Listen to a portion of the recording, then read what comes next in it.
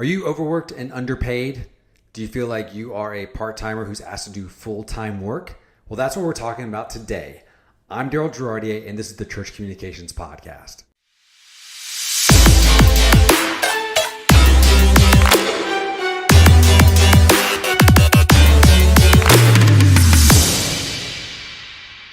Hey everybody, hope your week is going well, and welcome to the Church Communications Podcast.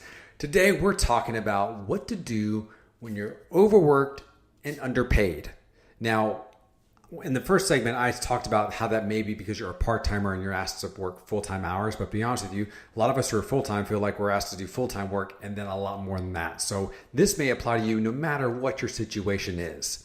But for all of us at some point, we experience this moment where we feel like we're asked to do more than what's required of us. Now, of course, you've got those certain seasons of your life like Easter, Christmas, that in the church world, you just know are going to be packed and you know you got a lot to do. But if we're not careful, that work can creep up and honestly become that thing that goes year round in terms of just a lot of intensity, a lot of things that you got to do, and you just can't get it all done. On top of that, there may be expectations that you're going to get it all done, and you know that's physically not possible. So how do you deal with that situation? How do you talk to your supervisor? How do you figure out a way to navigate this work to make it scalable and sustainable for you in the long run?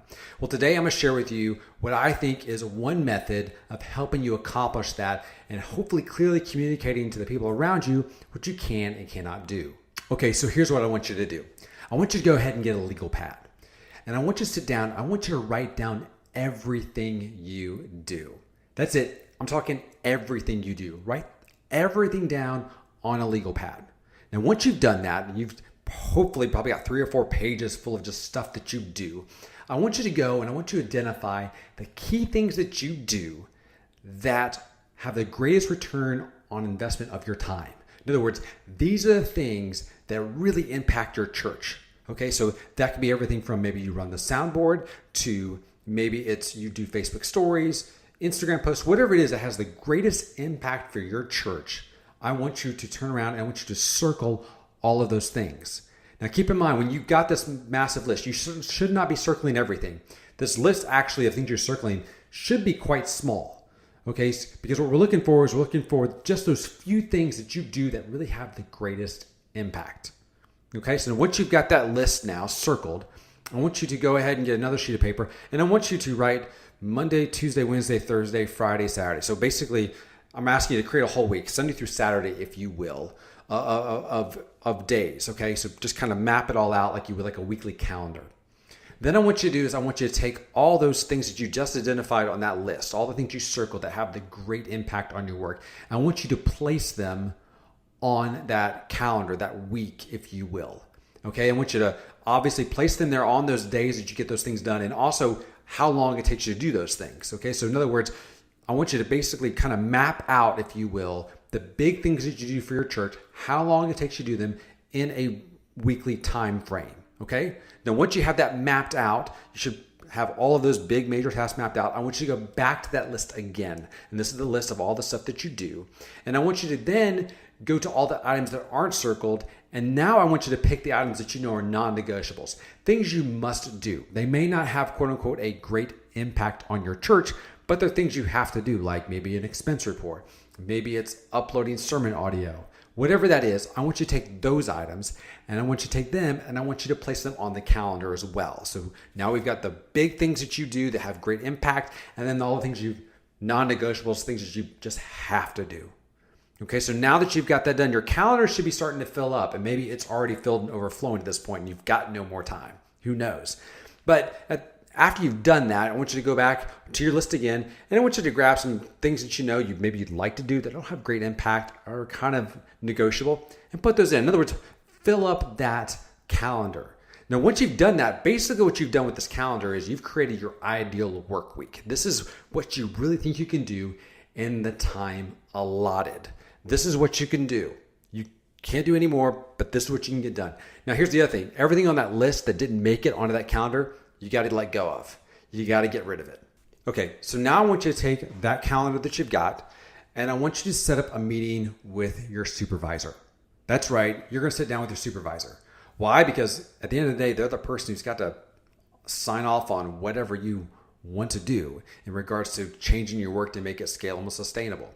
And I want you to present that calendar to them. Now, when you present this calendar to them, this weekly calendar of what you've mapped out of your ideal work week, let them know that this is not you trying to get out of work. This is you trying to make your work scalable and sustainable. That's what you're really trying to do here.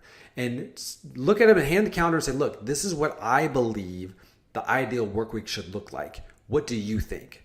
Allow them to have input into the work week. Okay. Allow them to be part of the solution. You don't want to turn around and just say, here's what I think it is. You should do X. Bring them in and collaborate with them on what the work week should look like.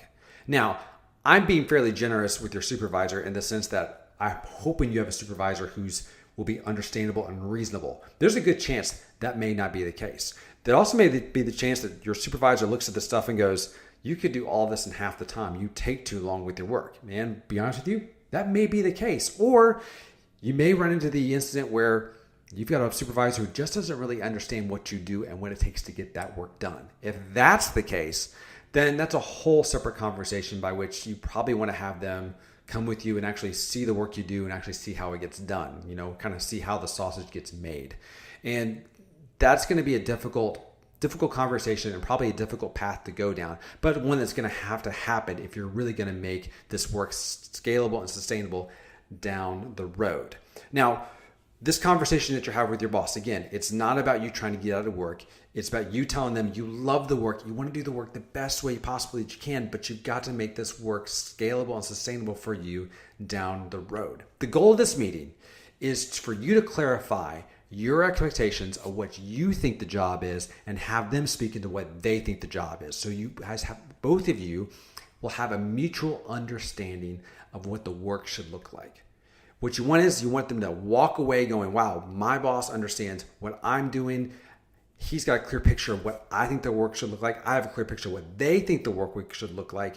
And we both have agreed on it. And that once that parameters are formed, then that kind of gives you a filter. When new stuff comes across your desk, you can say, this really doesn't fit in with what I'm currently doing. And if somebody insists that you do it, say, great, help me understand what's going to come off of my plate in order to be able to make that happen. Again, this is not an easy conversation to have, but it's one that you really need to have. One of the things that you need to be very, very cautious of when you feel like you're being overworked and underpaid and being stretched is that you don't let that happen to you over a long period of time. Because when you do that, you will find yourself reducing the quality of work that you're putting out there.